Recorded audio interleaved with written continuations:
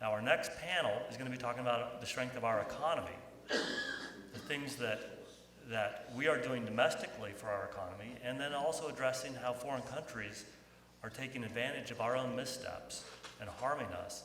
And so Commissioner Pivovar, Commissioner Olhausen, Brandon, Greg, if you could all come up, I'd appreciate it. You know, we have really, again, just as impressive as this first panel, we've got some really interesting folks with us. Mike Pivovar has come home to Iowa. He is a professor of economics, taught economics at Iowa State University. He's now a commissioner at the Securities and Exchange Commission, the SEC. You know, if you've ever watched any of the Wall Street sorts of movies, you know about the SEC.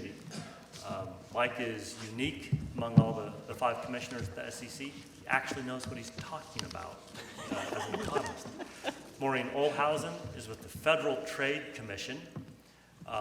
Maureen previously was at the Federal Trade Commission during the Bush administration, and her colleague then was a political appointee, better known today as Senator Ted Cruz.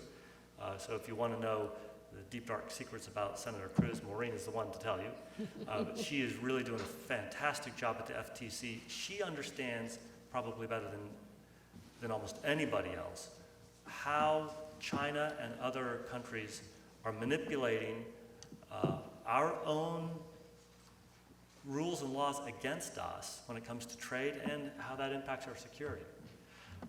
Professor Dolan is at the University of Baltimore. He is both a physician and teaches medicine as well as a law professor. He is an expert when it comes to biotechnology. And again, this is critical to our economic security and our national security. And then we have Iowa's own famous inventor, Brandon Adams, who can make real what we're talking about today.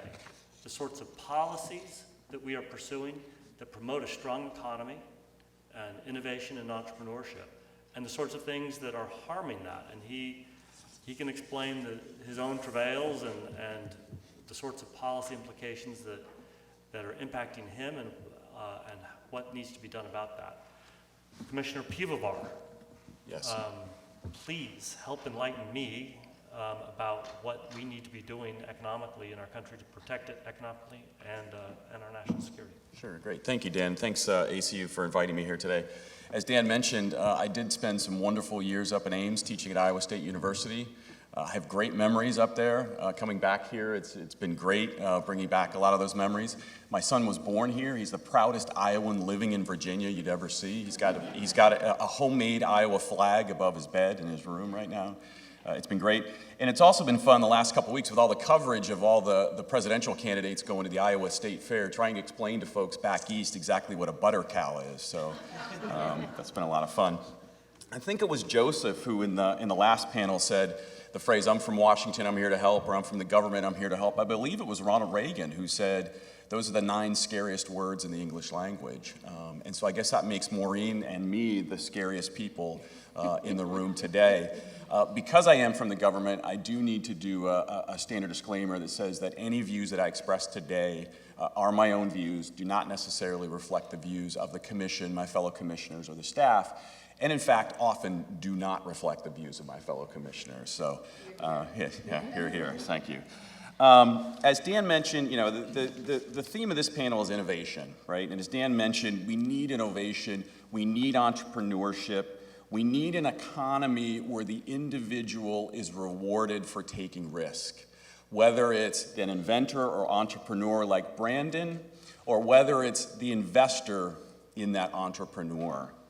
And as an SEC commissioner, my job is to promote what's the 3-part mission of our agency. And most people recognize what the first 2 parts are. The first is protecting investors, and the second is maintaining fair, orderly, and efficient markets.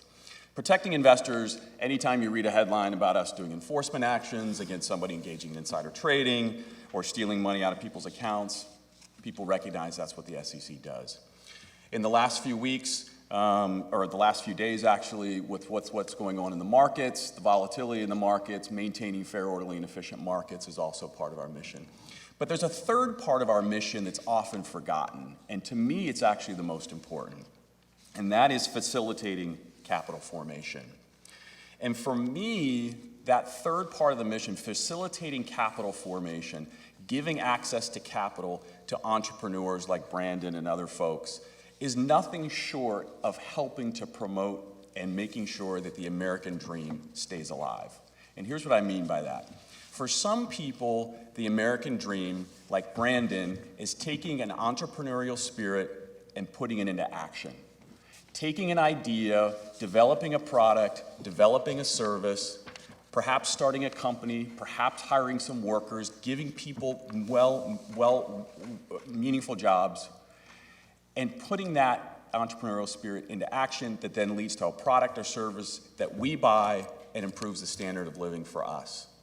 For other people, the American dream is investing in these entrepreneurs, taking our hard work, our hard-earned savings that we get from our jobs, and investing that into companies and entrepreneurs, and thereby taking those investment returns and using it for either our retirement security or for putting our kids through college or for whatever else, and again, raising the standards of living for everyone.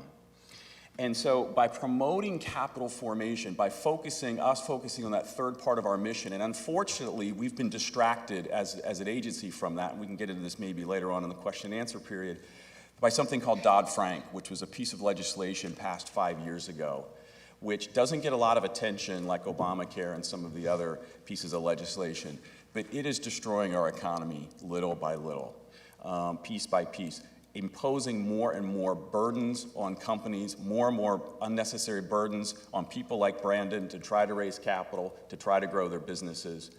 And so what we need to do is get back to focusing on that third part of our mission, promoting entrepreneurship, promoting innovation, so that we can help promote the American dream, how we can get a growing economy, and we can get a strong economy. Now, access to capital is only one dimension of innovation, so I'll stop there and turn it over to Maureen and my other panelists, and I'm happy to jump in on anything and answer any questions people have. Thank you, Mike. Maureen, I think you'll probably discuss innovation more directly. You know, Ronald Reagan specifically said that for an economy to grow, we have to be innovative. You know, I've talked about the tie between national security and economic security. I'll direct you outside to the planes, those World War I era fighter planes. That's a very tangible connection. But these issues are a little more dicey and hard to see. Maureen, how do you see innovation being impacted and our national security being impacted by these things? Thank you, Dan, and thanks to the American Conservative Union for having me. I'll give the same disclaimer that my fellow commissioner here already gave. So it's really a pleasure to be here to speak about innovation and national security issues. I mean, they're not just critical issues, they're actually tied at the hip. Why do we care about innovation? We care about innovation because it drives long-term economic growth. And so, for example, the U.S. Chamber of Commerce has tied 3/4 of the U.S. post-World War II growth to innovation. And so the idea that we need to promote innovation and technological advance is beyond question. But the real issue is how do we do that most effectively? And I think history can offer some promising answers. Thinking back to President Reagan, why did we win the Cold War? How did we win the Cold War? We won the Cold War because our economy eclipsed the Soviet Union's. And why was the American economy stronger? It had a lot to do with property rights. Now, the Cold War was an ideological struggle in which individual liberty overcame collectivism, and democracy championed over authoritarianism, and capitalism defeated communism. The Cold War showed that a society built on respect for property rights is not simply just, it is the foundation for economic growth. Now, the United States has championed IP rights on the world stage, and I think the results of our innovation policy speak for themselves. Today's leading technological companies are a laundry list of American companies. And even Iowa, for its part, has produced some famed inventions in this area, including the first digital computer. But despite the superlative record of US innovation, there's a movement underway today to weaken IP rights.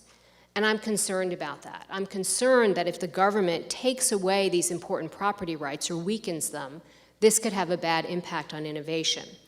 Now, while there are some people who want to take away IP rights completely, that's right now pretty much a fringe element.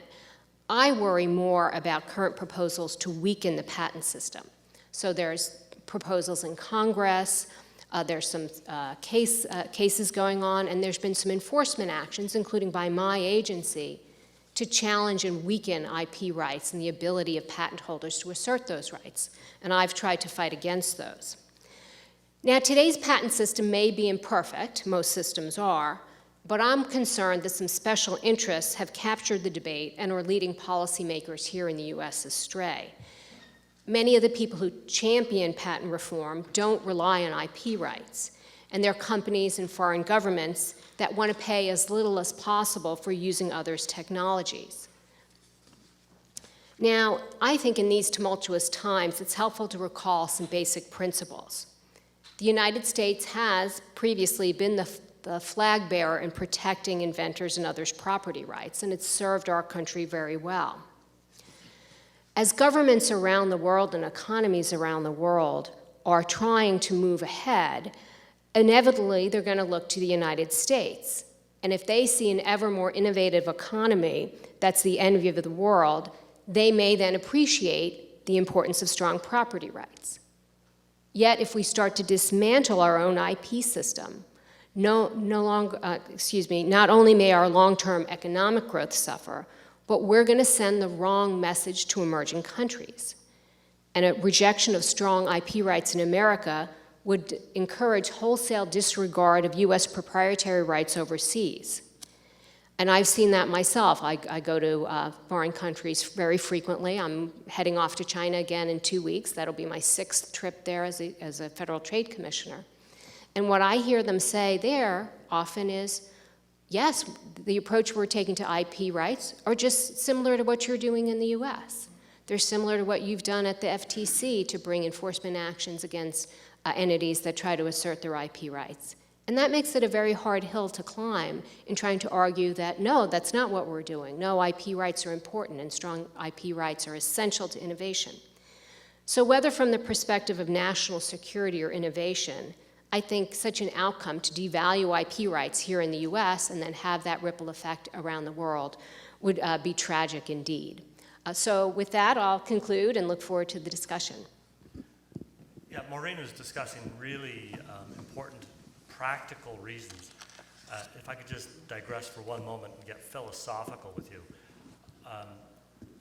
Our Constitution, to the surprise of most people, does not confer rights on people.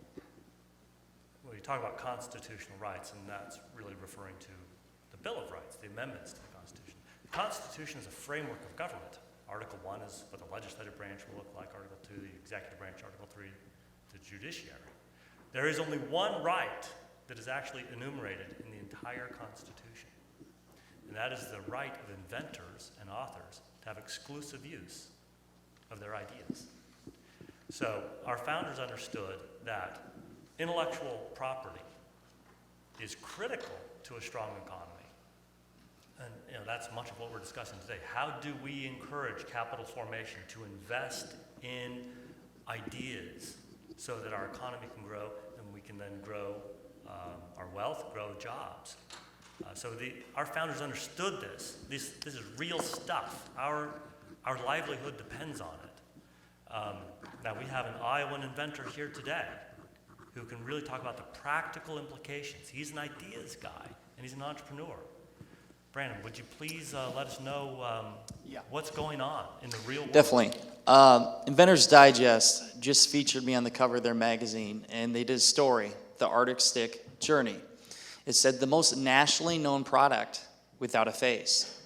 Now what that means is I have a product that's not available for sale yet. And I'm telling you my story, it'll have a meaning behind it, but the purpose of it is I'm telling you my failures and telling why it's so hard for an inventor to have a product succeed. So it started back in 2011. I had an idea to keep a bottled beverage colder longer. I grew up in a family ice business, and yes, you can actually make money at selling frozen water. So I got in that business with my dad, and I had this idea to keep a bottled beverage colder longer. And I took that idea to Iowa State University. I won a class competition, and from there I pursued it. I knew nothing about inventing products. And I soon found out it's expensive, and it's a lot of work, and it doesn't happen overnight, and you don't go on Shark Tank and make millions of dollars overnight. That's what everybody thinks. So, broke out of college, what I did is raise $10,000, family, friends, and fools, paid it back since. I worked extra jobs on the weekends. I won competitions, success story after another, but it was hard. And from the beginning, I had filed from the provisional patent and trademarks and everything else. And I went through the struggle, and many people tell you it'll never happen, or they say that you will fail.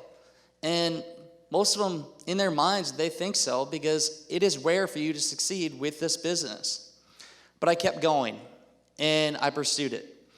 I ended up raising a bunch of money through crowdfunding, and I had tooling to actually produce this product. Had the tooling made. What happened is there was a malfunction. I had $26,000 put into a piece of tooling that produced a product that wasn't 100% effective.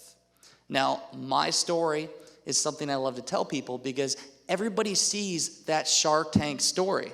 Nobody tells the failures. Nobody tells the journey that is actually hard. And that's what you need to know.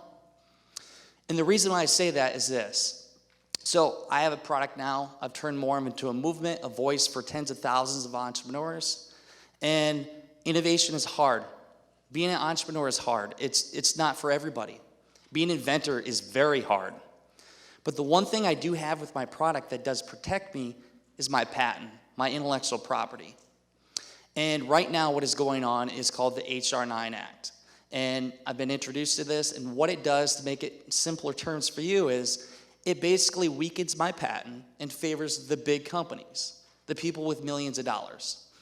And if this goes through, what it does is basically makes my patent worth nothing, makes it where nobody will invest in my company, which I need investment to pursue it further, and makes innovation discouraged. And if we do that to our country, if we take away innovation, then what will our future be? It is very hard. I've spent 3 years of my life and close to $100,000 on my own money, pain, sweat, tears, and I've worked my butt off to get to this point. And if all that's for nothing, what makes you think that other inventors, other entrepreneurs out there are going to go after their dreams, after their idea, if they know that some big company is going to come in and steal their idea and it's all for nothing? The Steve Jobs, the Andrew Carnegies, the Thomas Edisons that built this country built off of innovation and creativity. And I've been in corporate, I've been in the big companies. I'm not going to talk down on them, but the thing is, there's creativity that is lost in them big companies. And if you take away all the innovation from the young entrepreneurs or anybody that has great ideas who aren't rich, then you're going to take away the creativity that's going to build our future. So to end on that is, what I'm saying is, H.R. 9 is bad for our country, it is bad for inventors, it is bad for innovation, it is bad for the future of our country. So if anybody can help in any way, help support me, go to Washington, please speak against H.R. 9. It kills my patent, it kills everybody else, and I appreciate your support. Thank you.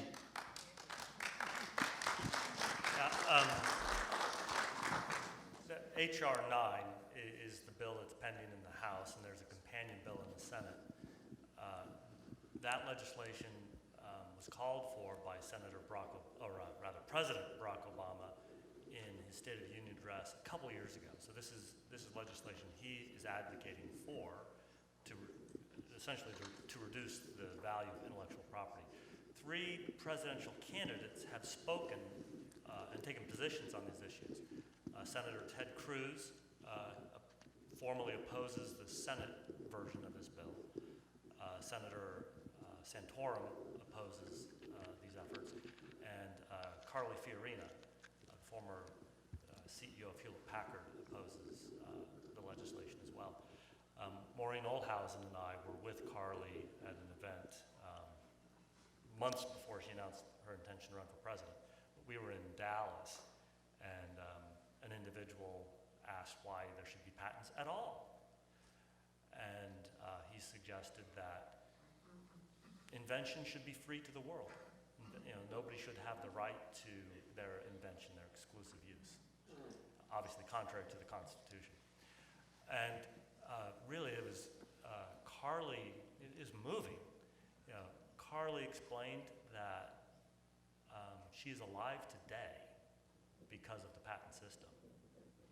She developed cancer, and but for one entrepreneur, somebody like Brandon, investing his time and his energy, blood, sweat, and tears in his basement to invent this drug.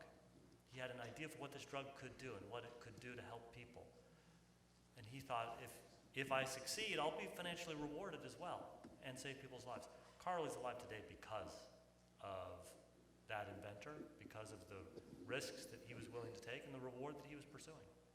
So we have a legal scholar and a physician who is an expert in this particular field. Dr. Dolan. Thank you. So let me pick up kind of in the same place that Maureen began. Why did the United States win the Cold War? Why did it beat the Soviet Union? And I have a somewhat unique perspective. I was born in the Soviet Union. I lived there until I was 12 years old. As it happened, I lived in Ukraine, so the previous panel was particularly close to home. And so for me, I'm in this country because of Ronald Reagan, because of the pressure he brought on the Soviet government to let Jewish people go. So for me, this panel can be very short. Yes, he was right at the end. But why did we win? It is not because Americans are smarter than Russians. My dad is an engineer. He's an inventor. He held a number of Soviet patents. And yet, he chose to make his life here. Well, why? Simple, because when my dad invented in the Soviet Union, he got, no matter basically what the patent kind of said, he got a flat fee of 20 rubles. 20 rubles roughly was about 1/6 of his monthly salary. Had he invented here in the United States, he would have had a vested property right. So what did that do? Well, so there was absolutely no incentive in the Soviet Union to innovate big, because big or small, you get your 20 rubles. On the other hand, you might as well, produce all sorts of not particularly valuable invention because, hey, 20 rubles, right? Better than nothing. Whereas the United States took a completely different approach. You invent, you get a patent, you get your property right that you can then market. And if you win in the marketplace of ideas, if you have a good product, you can make millions. And if you don't, if your invention doesn't pan out, so be it. Which is why, for example, the patent system has, you apply for a patent, but at a 3.5-year interval, 7.5-year interval, and 11.5-year interval, you have to pay maintenance fees. So if your patent actually is worthwhile, you pay it, and you let your patent last for the full 20 years. And if it turns out the idea doesn't pan out, you may let it lapse way earlier than 20 years. 20 years is actually a maximum term, not a term that is guaranteed if you don't pay your maintenance fees. So what did we do? Why is today different from the Reagan's time? And in fact, in some sense, pre-Reagan as well, so late 70s, early 80s, there was a recognition the patent system was really sick in the 70s and 80s. There were circuit courts that have never seen a patent that they liked. All patents that came before them was invalid. This was sort of also the view of the 1960s Supreme Court. In an article that I wrote a few years ago, I actually cataloged all the votes by Justice William Douglas on patent cases. I did not find a single one where he voted to uphold the patent. There was always something wrong with it. And that was the attitude. And contrary to that leads to a sick economy. And so what were the results? There were several. Under Ronald Reagan, the Federal Courts Improvement Act was signed, creating a federal circuit to unify patent law, to make it stronger, to make it less unfriendly to patentees. Under Jimmy Carter, right before he left office in 1980, the Bayh-Dole Act was signed that was proposed by a senator from a neighboring state, Robert Dole, that allowed for better and bigger monetization and putting patents into action as opposed to having them just sit on a shelf. And in the 1980s, the Hatch-Waxman Act was signed, which was a sort of a compromise between generic drug manufacturers, letting them enter the markets early, but also extending patent terms for brand names that, the period they were losing between actually getting their patent and getting the FDA approval for their drug. We had Supreme Court cases decided, Diamond versus Chakrabarty, where Supreme Court said that, yes, if you invent new bacteria, even if it's a living organism, you can get a patent on it. So what did all of this lead to? Well, the Bayh-Dole Act led to universities actually monetizing their inventions. Pre-Bayh-Dole, it's not as if universities didn't have patents. We had thousands of patents just sitting on a shelf doing absolutely nothing. There were inventions, but there was not necessarily innovation. There was no consumer product, which is kind of what is still happening in Europe. Again, European scientists are not dumber than American scientists. They make inventions, but they never get it to consumer, which is ultimately our goal. Same thing with Chakrabarty. I looked, I gave a talk at Indiana University a couple months ago. I looked at the top biological companies worldwide. 14 out of 15 are American. Again, not because we are that much better in terms of coming up with ideas. In fact, if you, for example, look at some education systems, for example, Russia still provides very good math and science education in its high school, perhaps better than we do. And yet, top 15 companies, biotech companies, are American and not Russian. Why?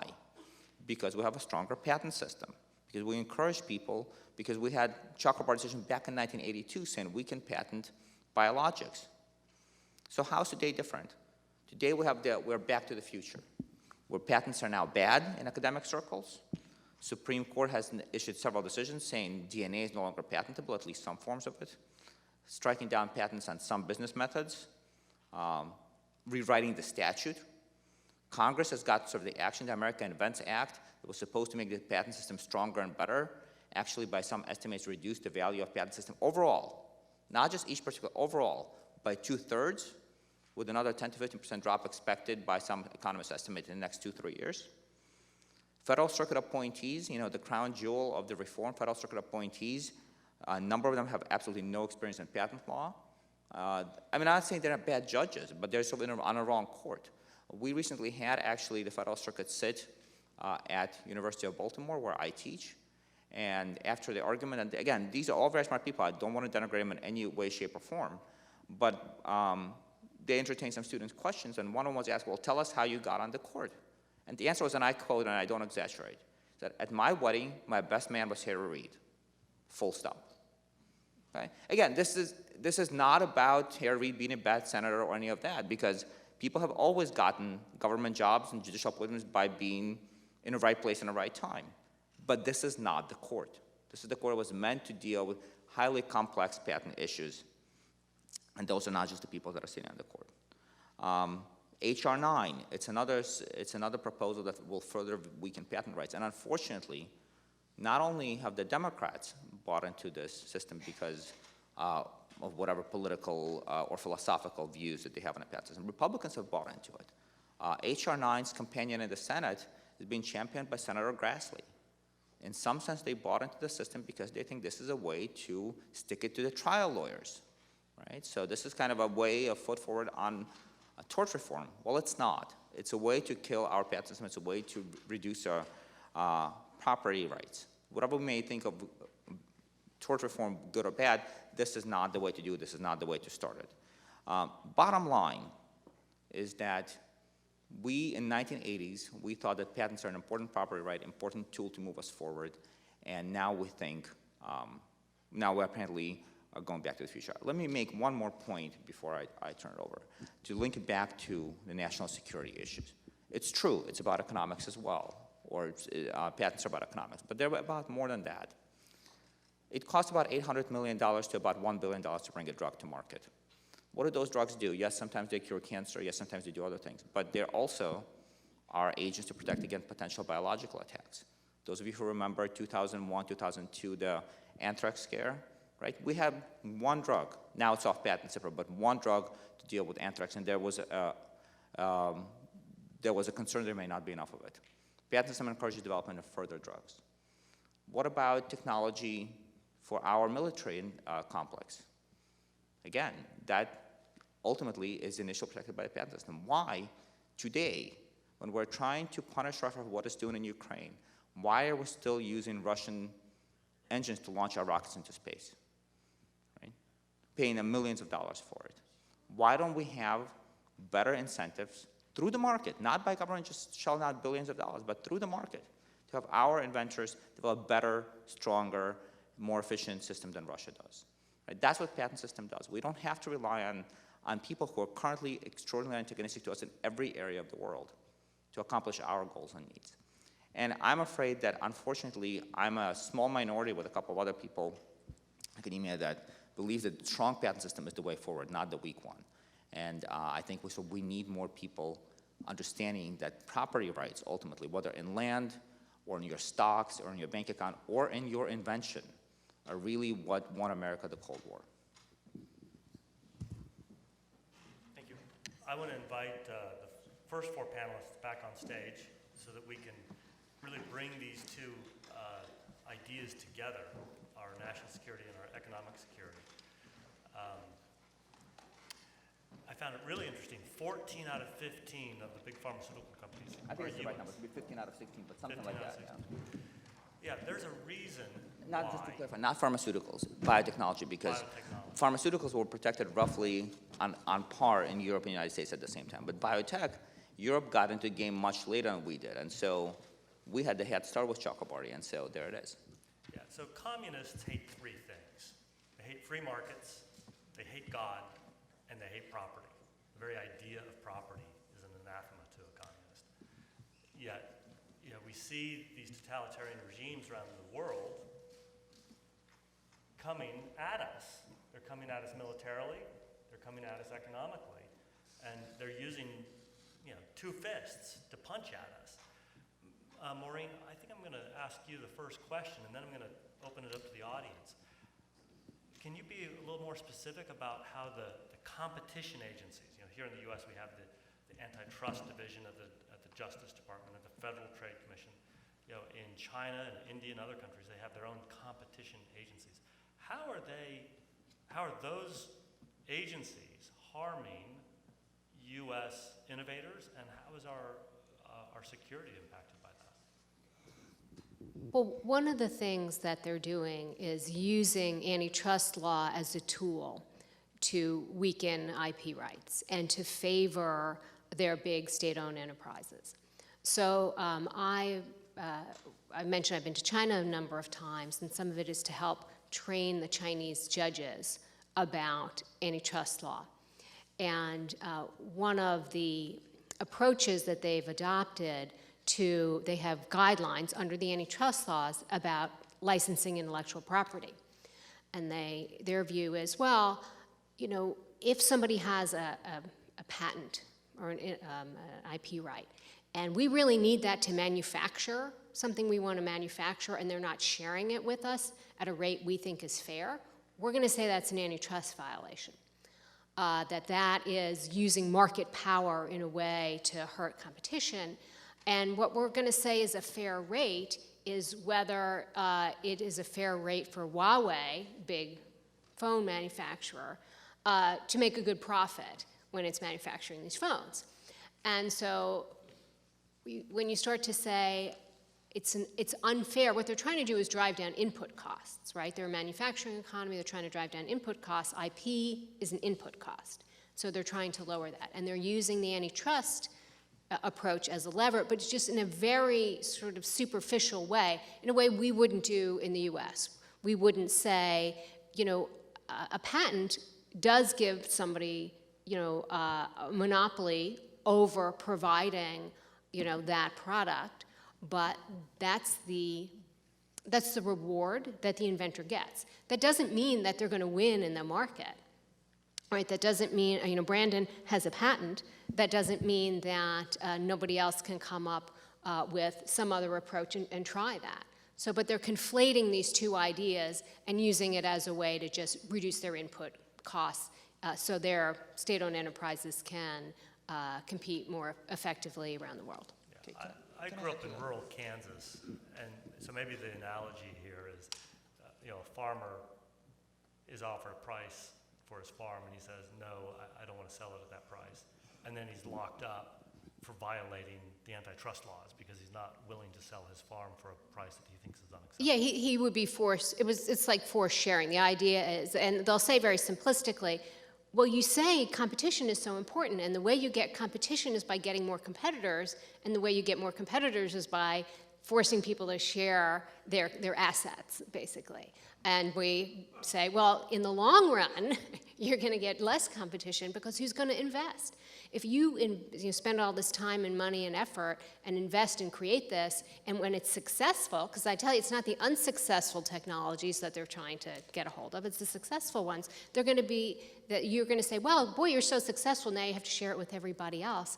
I think that reduces the incentive to invest. I want to turn to this side of the panel, or this side of the forum, to add comments to this. Thanks, Dan. Yeah, I just wanted to make a comment about this specifically. When you opened up, Dan, this morning, you talked about how Iowans have a very important role to play in terms of being able to set the agenda in this country because of the fortunes of politics. And in this particular case, I have a point of view because setting aside the foreign affairs issues, I spent a period of my time as counsel to the Senate Commerce Committee where one of my main focuses was tort reform. And I'm a strong believer in tort reform. I subsequently, not just a few years ago, spent a period of time running a company which monetized patents. That's what we did.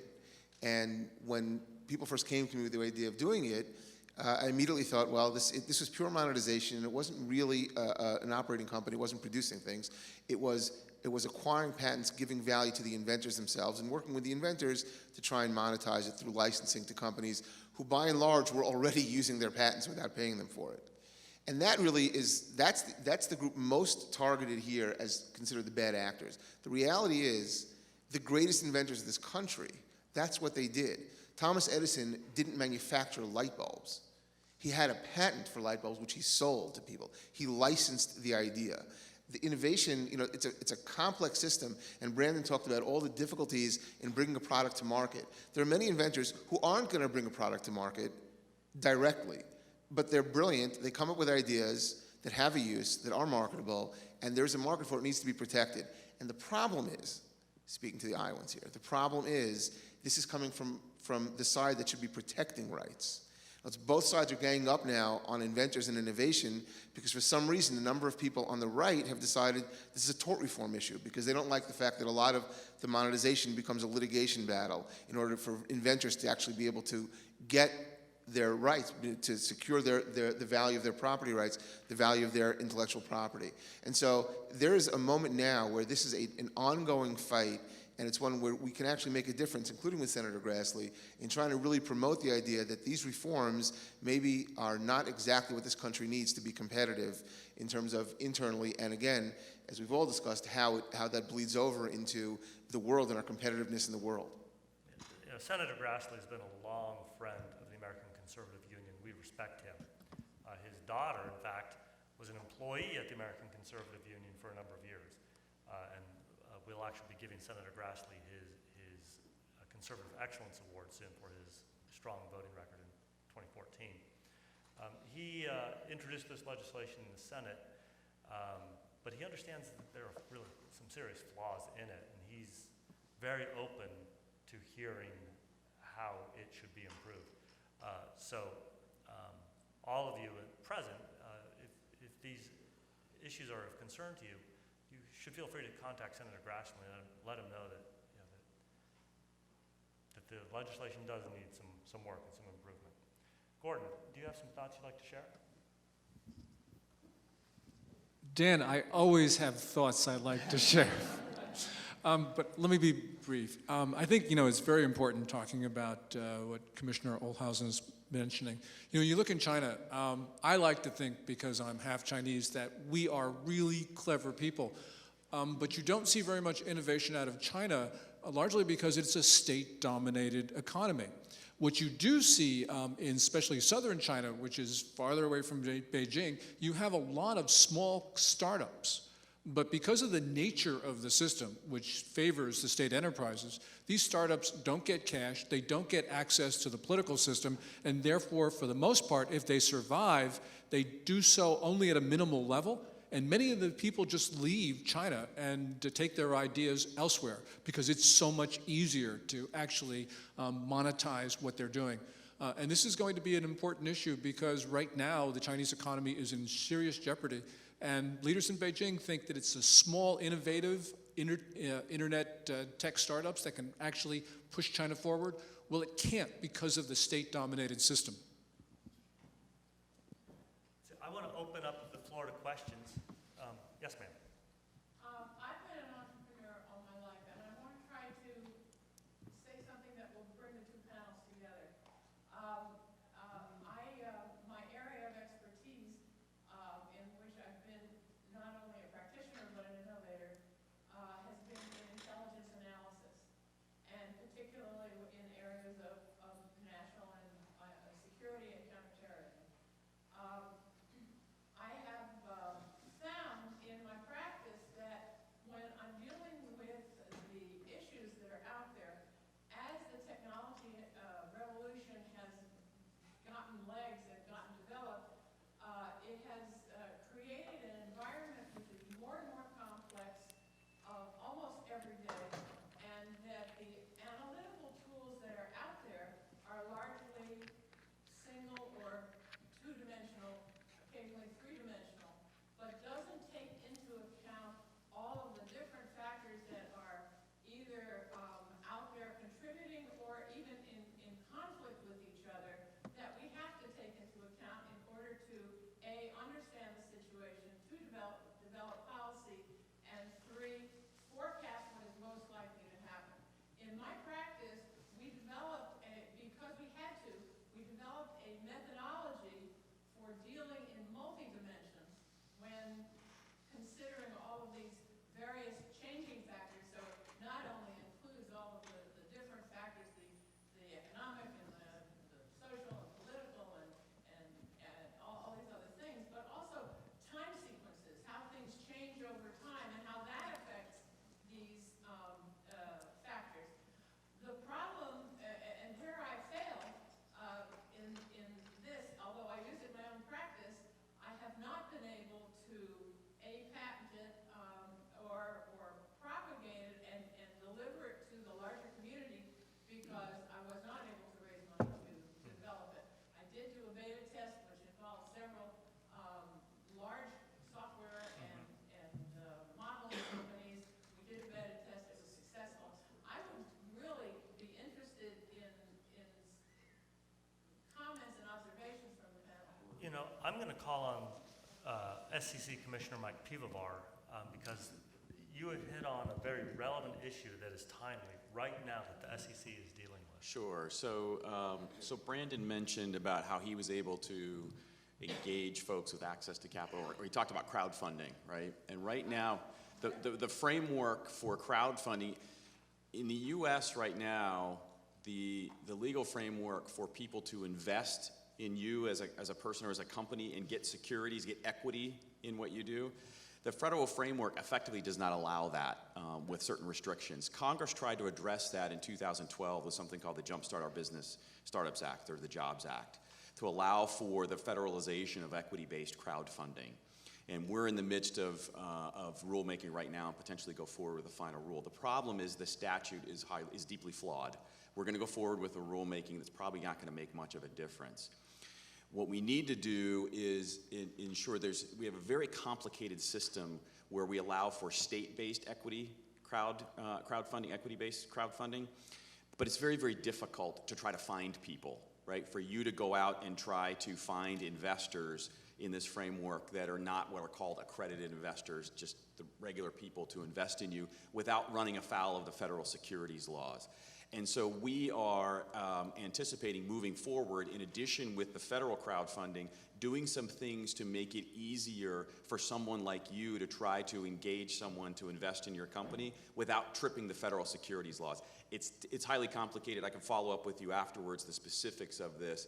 But what it would do was allow for states like Iowa to set up a system for someone like you to try to engage not only Iowa residents potentially, but the state could engage in regional crowdfunding compacts with other states.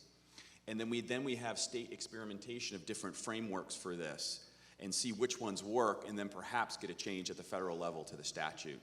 I And should have mentioned that I work in the private sector and I don't work in government, so I don't know how that affects anything, but I'm Doesn't make difference. really interested in the concept, which doesn't seem to be settled on somewhat. Yeah, I want to call on Dr. Dolan. I think everybody understands that if you invest in something, you put $1,000, and your risk is limited to the amount of your investment. If you put $1,000 in, you might lose it, but you're not going to lose more than that. It's just what you invest in. Dr. Dolan, are you familiar with some of the provisions in HR 9 and how venture capitalists will be I am. impacted by investments? Yeah, I am. So I think part of the HR 9 is it's a fee shifting provision, which in some sense is not necessarily a terrible idea, right? So the loser pays provision that most of Europe employs. In a general sense, fine. But why unique to patents? Why single out patents for that? Not only that, even before HR 9, so we passed American Invents Act in 2011. Of course, as with most government programs, had the exact opposite effect of what was intended. Like I said, value of patents has dropped. Now it's going to be, and so not only is the value, why did the value of patents drop? Because now you come to, if you have a patent, you come to a larger company and say, I have a patent, and I think you might be infringing, but I'm perfectly happy to license it to you, right? One of the arguments that a lot of academics raise, they say, look, there's too many patents, and they whip out their cell phone and say, look, this cell phone is covered by hundreds of patents, and they're blocking each other. I'm like, but wait a second, you have a cell phone. They're not blocking each other. These people are cooperating with each other, right? Nobody gets a patent just to wave this paper around and say, I got a patent and you can have it now, right? That's not why people get patents. People get patents to make profits, right? But so what now happens when you have this patent and you go to a company and say, buy my license? There used to be the responses like, the first response would be how much? And sure, some people come up with some unreasonable numbers, right? And there will be some, and they will say, no, we're not paying that much. There will be some negotiation. Now the response is, sue me, right? I'm not taking less. I don't care about the price. Sue me, right? And see if you can carry the cost of that litigation. Now, no matter how strong your patent is, how good that is, how innovative it is, there's always a chance. No lawyer will ever tell you have a 100% chance of winning. Sometimes the judge screws up. Sometimes the jury doesn't get it. Sometimes your lawyer screws up, forgets to put in the right evidence. Things happen. And so you may have this great innovative patent that you will ultimately get invalidated at trial. And so now you have to carry not just the cost of suing, because nobody's taking the licenses or lowballing on license fees, but now in addition to that, again, no matter how inventive your patent is, you have to carry the risk of losing it through somebody's mistake, not your own as an inventor, and paying their fees as well. What do you think that's going to do to the licensing regime? Yeah, and I'd mentioned investors. If you put $1,000 in and you lose that investment, then you've lost your $1,000. There's actually a provision in HR 9 that would say not only could that investor lose the amount of the investment, they could become personally liable for all of the litigation costs. They could end up losing their home, losing more than your investment, losing everything else you've got. I mean, this is a really, really extreme thing. I think it's pretty clear to everybody here. It's designed to drive down the value of somebody's property interest. And once that price is driven down, then it's a whole lot easier just to take it. Again, I want to turn to our Foreign Policy National Security panel to weigh in on this. Are there areas here that, yes? Yes, I think there's a very simple way to look at this. There's an inextricable link, connection between security and your economy, and I'm going to try to put my economics degree to work here. But when you talk about economics, essentially what you're talking about is human action. And when you talk about human action, you're talking about incentives. Property rights is an incentive. But in a society, there's always two enterprises that work hand in hand. One is the formal enterprise, or what we like to call the free enterprise. And on the other hand is the informal enterprise, and at the most extreme is the illicit enterprise, the criminal enterprise. And since I specialize in Latin America, we see this more evident than ever, where the incentives are driven for people to engage in the informal first, but more extreme to the illicit enterprise, because that's where the money is. That's the profitable, rentable activity. And when the incentives in your society change because it's too hard to make a patent, because it's too hard to engage in formal business, people are rational actors, and we're going to start to move towards that other society. And in Latin America, when you have a $950 billion with a B dollar global cocaine industry, it's very hard for any country to compete with that. So people move to where they're going to be able to survive and succeed. And the key to making the United States strong and the rest of the world strong is to make sure those incentives don't push us in that negative direction. I'd actually like to ask Joseph a question. Ask Joseph one question, which is, I talked before about the danger to the structure of nation states, et cetera, really emanating out of the Middle East and their desires. But you look at Latin America, and you see that in many places the cartels are more powerful than the governments themselves. I'm curious what you see happening in terms of Latin America and the stability of those governments. Yeah, I mean, in Latin America, cartels, they don't want an absence of the state. They want a weak state. They want a weak state that they can control and push towards their direction to be able to get rent-seeking and special privileges and protection. I mean, our worst nightmare is to have an autocratic president like Putin with the oil of Iran, with the stealthness of China and the ruthlessness of ISIS. And we almost had that in Mexico. We almost had that in Mexico with a guy named López Obrador. The cartels, they work more similar. This is actually, I just came back from Canada not too long ago, and we had General Petraeus with us to talk about the future of North America. And it was very interesting to me and it's very telling to me that the former director of the CIA, the first thing he writes about when he leaves his position is about Mexico. And he said that the war on drugs is not a war on drugs in Mexico, it's a war on Mexico itself. It's a war for the control of Mexico, and the cartels in that sense work like an insurgency. They don't work like traditional drug cartels, and they're trying to change the incentives, what I was talking about before, in the country so that their business profits. If we're all rational actors, then how is it that the economies of Central and South America ever change? Why aren't they ever always going to be dominated by the drug business? Because why? Because it's illegal. Correct. So what's the logical conclusion one draws?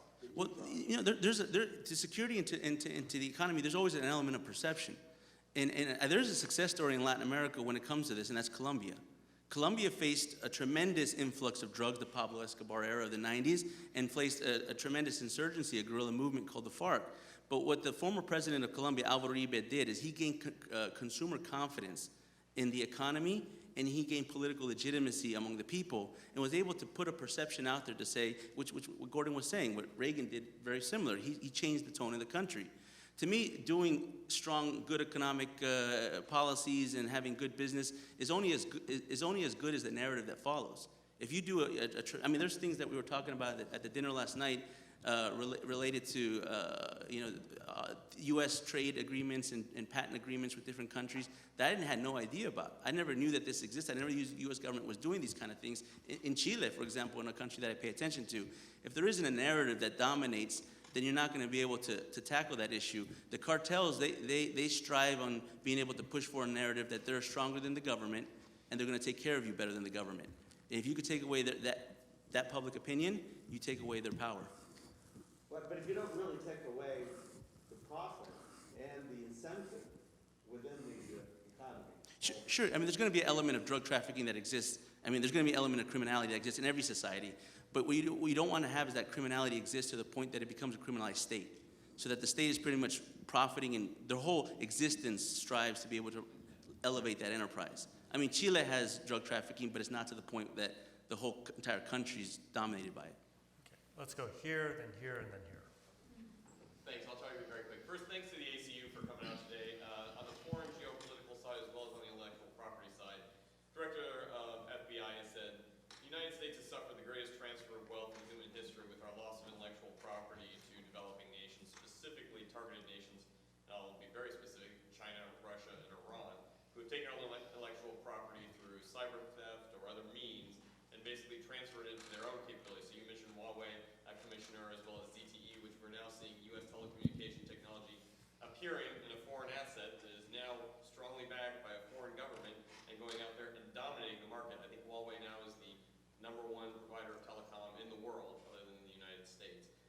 how do we, in the United States, deal with international actors who don't even uphold international norms for intellectual property? And we here in the United States are just trying to deal with how we manage intellectual property internally to keep it secure. But international partners surely have shown no signs of returning that favor. Can I just try to at least preview the answer and then perhaps hand it over to Maureen? You know, in some sense, we can hardly blame China and Iran and Russia who are not taking care of our own intellectual property, okay? 2 months ago, maybe 3 months ago or so, I filed an amicus brief in the United States Court of Appeal for the Second Circuit. I wish I could blame the FTC, but this was actually New York State Attorney General. But same general and, you know, ridiculous idea. So there's this company called Actavis. They have a drug on the market that treats Alzheimer's, and they improved this drug. It used to be a drug that you had administered either twice or 3 times a day. You can imagine for people who have Alzheimer's, they have tough time doing it. Either, you know, if they're not too far gone remembering it, or if they are too far gone, they have to have their caregivers give it to them, especially in the evening. It's hard. People sundown, they fight there. And so Actavis came up with a single extended release drug. You just give them one certain day and the levels stay high. They withdrew the old drug from the market because they're not a big company. Say we can either make the old one or the new one. We don't have the capability of making both. New York State sued them saying this is an antitrust violation. Why? Well, because the old drug was about to go off patent and we could have provided generics at a cheaper price. So they said, and they got an injunction. A federal court issued one and the Second Circuit affirmed, ordering Actavis to keep producing old drug to the detriment of producing a new one, and thus undermining their property rights. But ultimately undermining consumers, undermining those very Alzheimer's patients we're trying to help. Right? Got an injunction ordering companies to keep producing the old drug just so that other generics can come on the market legitimately. We're not saying illegitimately, come on the market and offer lower prices. How can we complain about China and Iran and Russia if we're doing this to our own companies inside the United States? Yeah, Gordon, I bet most people don't know what ZTE or Huawei are. Would you please first start with that and then answer the question? Huawei is a nominally private company in China based in Shenzhen, which is the city across from Hong Kong, started by a retired colonel of the People's Liberation Army. Most people believe that it is in effect run by the Chinese military, though no one has been able to prove it. And then ZTE is another company which in many ways resembles Huawei, though probably the connection with the Chinese government is more attenuated. To answer your question, on the other side of this is that we impose costs on countries that steal U.S. intellectual property. The Blair-Huntsman Commission in 2013 talked about a tariff across the board on Chinese goods because they are the primary culprit in this. And the important thing is, and this is not just intellectual property theft, but other bad behavior by those countries you name, we need to stop talking about it and actually start to impose costs on countries that do this, because they will continue to do it until the cost becomes higher than the benefits that they get. Yes, ma'am. So with China's economy finally starting to slow down more so recently than expected, and with their consumption of things like commodities dropping off, is this our golden opportunity to kind of take over some of that influence? Will our influence diminish as that happens? At the risk of answering another question, the Chinese economy is not just slowing, I think that it is crumbling. It's not growing at the 7.0% that Beijing claims. It may not even be growing at the 2.2% that people in the Chinese capital privately talk about. But if the Chinese economy is not actually at zero now, it probably will be in a quarter or two because it is falling apart very fast. This gives the U.S. enormous strategic opportunities, going back to what Amanda has been talking about in terms of what Reagan did with regard to the Soviet Union. But what we can do is we don't actually have to cause the Soviet Union to fall. This is China falling apart on its own because its system is just not sustainable. And this means that we can change geopolitics, not just in East Asia, but around the world. And as you can imagine, I believe that we have the opportunity to do this. This is one of those moments where a year from now, I think that the world is going to look so different in ways that we can't comprehend because of the failure of China and perhaps a failure of Russia as well. Here's hoping. Could I weigh in on that? I also think it presents a unique opportunity to advocate to the Chinese for the value of intellectual property rights. And while that may seem a little counterintuitive, Gordon already alluded to this. Their own innovative companies are not able to prosper within China because they can't protect their IP from the other companies in China.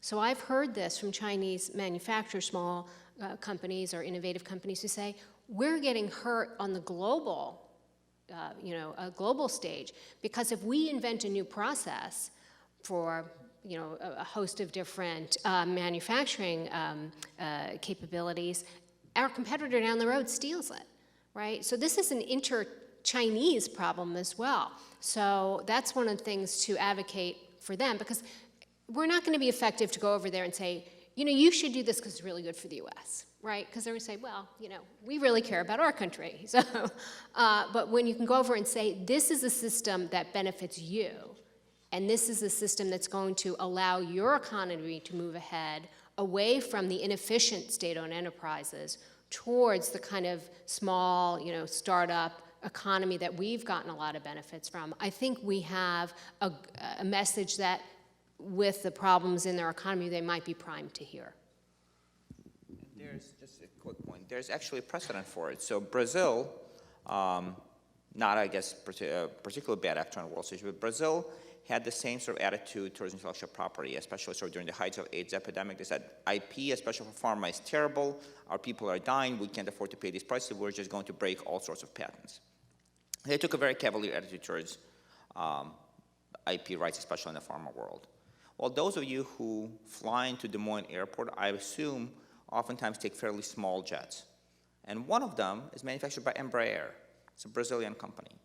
Another area of Brazilian growth is various sort of homeopathic, naturopathic drugs and creams and so on made from various rainforest plants. And now all of a sudden, Brazilian homegrown enterprise saying like, wait a minute, you're saying our stuff is also not protected by IP? That's not the game we want to play, right? And so now, all of a sudden, Brazilian government, Brazilian public is realizing that you cannot just exclude some, IP protects all, doesn't protect anyone, right? And it's a very good example how they went from IP is terrible to realizing if we ever want to grow, if we actually want to have those companies be sustainable and not have their stuff stolen, got to have IP rights. Yeah, the reporter from the Washington Times asked previously why the cartels, the drug cartels, succeed. And I think maybe the basic answer is, well, because there isn't a private sector market where law-abiding citizens are allowed to profit from their work and from their inventions. Maybe we need to tell China, you don't want to end up like Venezuela. You don't want to end up like Colombia. You need to respect the rule of law. You need to respect property rights. You need to respect free markets, or else this is what you're going to look like. I think maybe that's, in short, what we were hearing.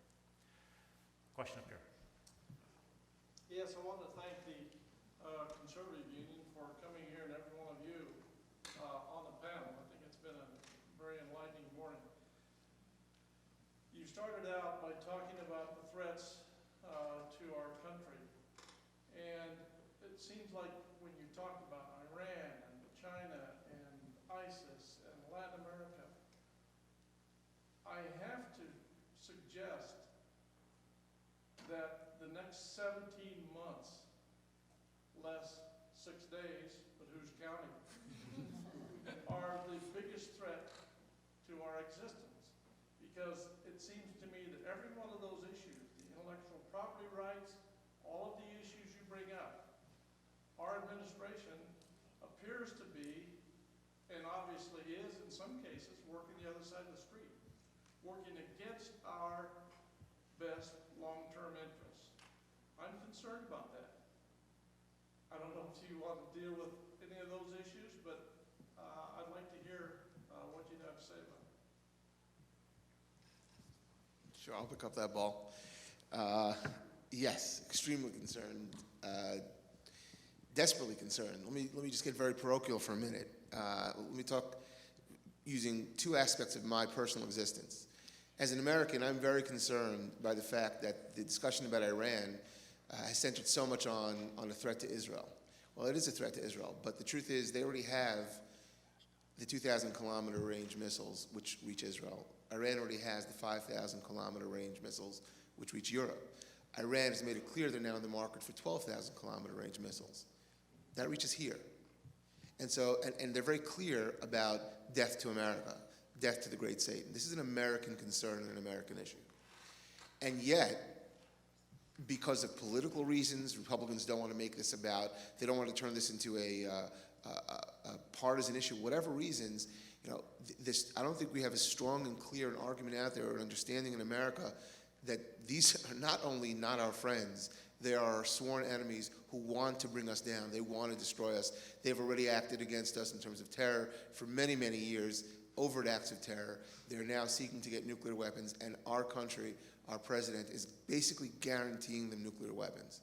And they will get the missiles afterwards, and there's almost nothing that's going to stop them if this keeps going the way it's going. So it's direly important. Now let me get parochial for a minute as a Jew. And I will tell you that it's not only someone whose parents came here after the Holocaust and as a child of survivors, I grew up hearing never again. And recently, I think I heard Newt Gingrich make a comment, is you have to decide whether never again is a slogan or a policy. And I think we really do have to decide that. Because for the first time now, I go to synagogue and afterwards, people stand around talking. What they're talking about is, where can we run next? People are afraid. And by the same token, I have dear friends who are very supportive of Israel and concerned about the Jews who are Christian.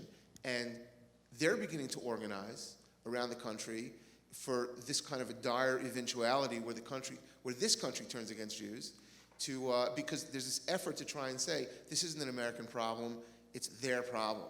And what they're doing is against our country. So much so that John Kerry and Barack Obama have as much as said that if this Iran deal is turned down, if Congress rejects it, the Jews will be blamed. Israel will be blamed. They've said that.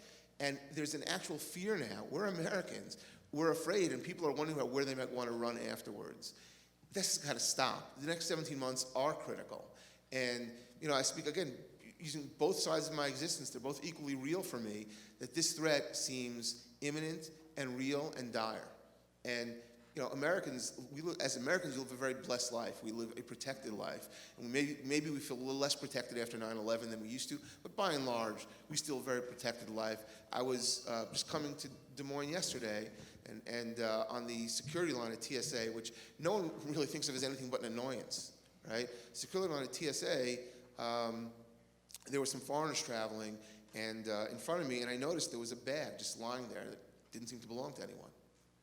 And having lived for a couple of years in Israel, I'm very sensitive to that because, you can't go you can't go a week in Israel walking around Jerusalem without hearing some distant explosion, which is basically somebody left a bomb in a knapsack, in a bag, in a bus, or in a terminal, and there everyone's trained right away to call it out, and the bomb squad comes and blows it up. So I just asked yesterday, I said, whose bag is this? And they got very insulted at me. Well, I have to carry my bag, I can't put it down? I said, I'm just asking whose bag it is. The reason we're all waiting on this long, ridiculous line is because people bring bags of bombs on planes. And so, our life has already changed in small ways. I'm very afraid that it's about to change in a very big way. I want to impose on you a little bit and ask that you really hear me out on this. I mentioned that the only right that's actually referenced in the Constitution is the right for inventors and authors to have exclusive use of their inventions and ideas, patents, copyrights. There are two reasons our founders put that in there. One is referred to as the economic case. Innovation, invention, we make money. We all generate wealth, jobs, and improve. The other is what's referred to as the John Locke, the philosopher John Locke case, or the moral case. And that idea is that, well, if you invent something, then what you have created is a reflection of who you are. And so for somebody to take that away from you reduces your own humanity. If you paint a picture and somebody just steals your picture. That's taking that away. So that's a very philosophical approach. The American Conservative Union has been influential in creating a third argument, or pointing out a third argument for why intellectual property is so important. It's the national security part of it. Now, I can't actually discuss that here. This is a highly classified area. We've tried to allude to it here today. We have taken certain members of Congress into secure locations to brief them on this, people from the National Security Administration and elsewhere. So while I can't address straight up what this is, maybe I can refer to the shadow of the argument. And maybe I would just turn and say, well, we're hearing how the Iranians will soon have a missile that can hit Des Moines. Well, where did the Iranians get that technology? From what country or countries? And then where did those countries acquire that technology? Was it brilliance or was it theft? You know, the Iranian ballistic missile technology comes directly from North Korea. And there's been a North Korea-Iran nexus that's been covert, and some of it's been becoming more overt over time. You know, to Jeff's point, they may not even need an intercontinental ballistic missile if they can have strike capability from somewhere closer to our shores. In 2000, I believe it was 11 or 12, there was a German newspaper called Die Welt who released a story saying that Iran was developing a missile silo on a peninsula on the northern coast of Venezuela. Obviously, that alarmed a lot of people. I pay attention to the country. I said I should know about this. Long story short is I don't think they had that capability, but there was definitely efforts to try to develop that capability. Iran has, the same way they have influence all out throughout the Middle East, in Iraq and Lebanon and Syria, and gaining ground in Yemen and Bahrain, they've been doing the same thing in Latin America. And what worries me the most is it not necessarily that they continue to do what they always do, which is foment terrorism and continue to do a little bit of agitprop operations, but as they start to become more conventional as they get this technology and this capability and decide to say, you know what, we want to have the same kind of capability that the United States has in our region, we want to have that in Latin America. And there's countries in Latin America that'll help them do it. You know, just to highlight how crazy this is and how, to go back to your point, sir, about why the next period is important and why this really does boil down to who's going to be our next president and where we're going to go with this. I mean, we are bringing this on ourselves. Why are we beseeching Iran to do a deal with us? Are we weaker than they are? That's absurdity. It's just ridiculous. We have the strength. They were on the rocks. And by the way, I'm sure everyone remembers, a couple of years ago, there was an election, and there was a common uprising in Iran, and our government sided with the mullahs. Our government sided with this exact regime that we're now going to make nuclear. We are doing this to ourselves, and so it really all does boil down to what happens in the next election. You know, Iowa, you have two very fine senators, and I assume that both of those are strongly in opposition to the Iran nuclear deal. I know you have 3 good members of Congress. I wish you had 4 good members of Congress. I assume that at least 3 of the 4 are very much opposed to the Iran nuclear deal. I'm not sure where your 4th is, but you know how to get a hold of those members of Congress to let them know, including that fourth one might be critical about the Iran nuclear deal. Similarly, the intellectual property side. We have great concerns, and I know that your excellent congressional delegation has learned about these issues.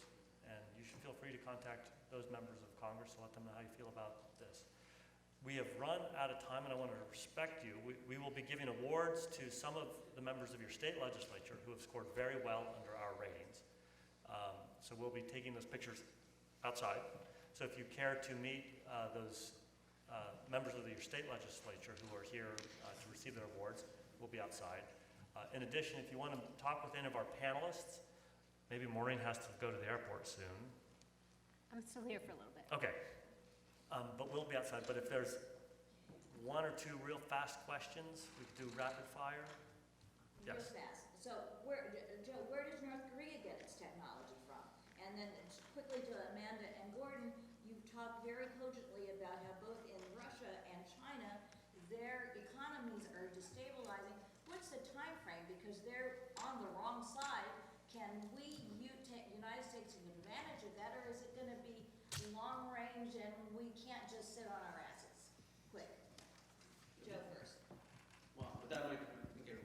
Just, they steal it. That's a short answer. From who? Who's providing it? Who's got the intellectual balls to do it, and then who's stealing it? From us, Okay. from the United States. Us. Yeah. It's from us, isn't it? Yes.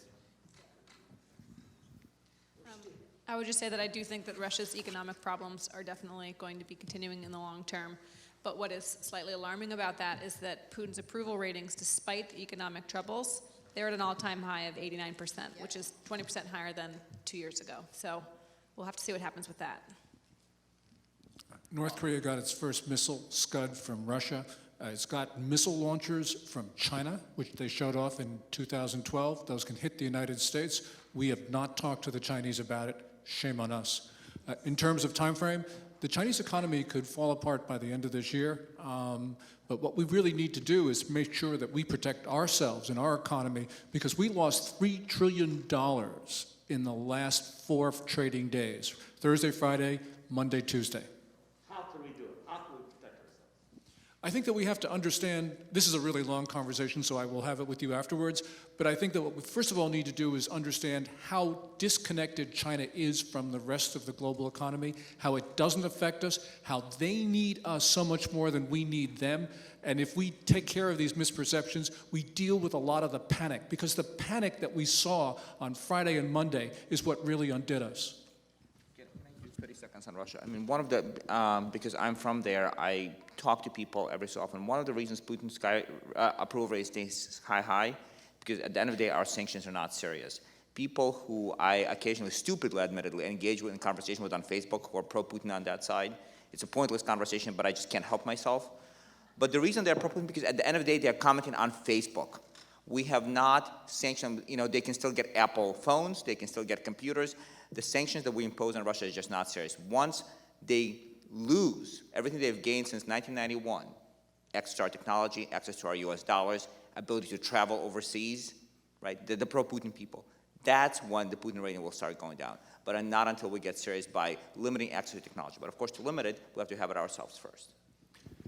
Well, people of Iowa, I know that you get spoiled with presidential candidates coming through here all the time, but I hope you appreciate how super spoiled you've been with excellent candidates.